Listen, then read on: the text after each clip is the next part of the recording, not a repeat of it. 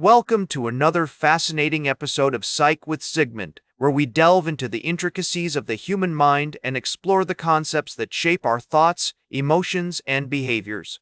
Today we're going to discuss a crucial topic in psychology: learned helplessness. Learned helplessness is a psychological concept that refers to the condition in which a person feels powerless to change their circumstances, even when they have the ability to do so. This phenomenon was first introduced by psychologists Martin Seligman and Stephen Meyer in the 1960s, who discovered that animals, when subjected to repeated uncontrollable shocks, would eventually stop trying to escape or avoid them, even when given the opportunity to do so.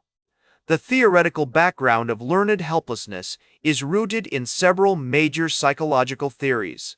One of the key frameworks is the social learning theory, which proposes that people learn new behaviors and attitudes by observing others and imitating their actions. In the context of learned helplessness, individuals may learn to feel helpless by observing others who seem powerless, or by experiencing repeated failures themselves. Another important theory is the cognitive behavioral theory, which suggests that our thoughts, feelings, and behaviors are interconnected and influence one another. According to this theory, people with learned helplessness tend to have negative thought patterns, such as low self-efficacy, hopelessness, and a lack of control over their environment. Research has shown that learned helplessness can have far-reaching consequences, affecting not only an individual's mental health but also their physical well-being. For example, studies have found that people with learned helplessness are more likely to experience depression, anxiety, and post-traumatic stress disorder (PTSD). They may also have poorer physical health outcomes, such as a weakened immune system and increased inflammation. One of the most significant research findings related to learned helplessness is the concept of attributional style. This refers to the way people explain events or circumstances to themselves. Individuals with a helpless attributional style tend to blame themselves for negative events, while those with a more optimistic style attribute failures to external factors or temporary circumstances. Imagine a student who experiences repeated failures in their math class. A person with learned helplessness might think, "I'm just not smart enough," or "I'll never be able to understand math."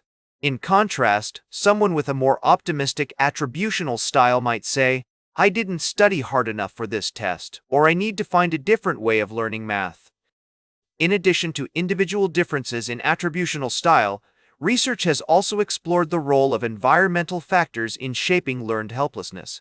For instance, studies have shown that people who experience chronic stress, trauma, or social isolation are more likely to develop learned helplessness.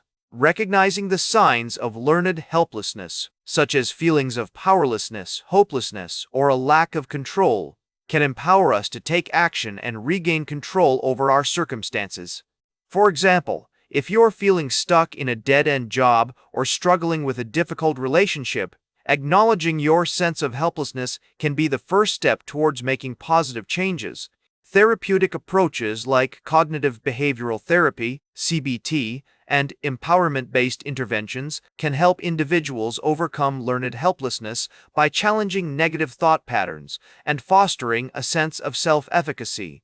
By acknowledging the interplay between biological, psychological, and social factors, therapists can work with clients to develop personalized plans for building resilience and promoting positive change. In conclusion, learned helplessness is a complex and multifaceted concept that has significant implications for our mental health, well-being, and daily lives.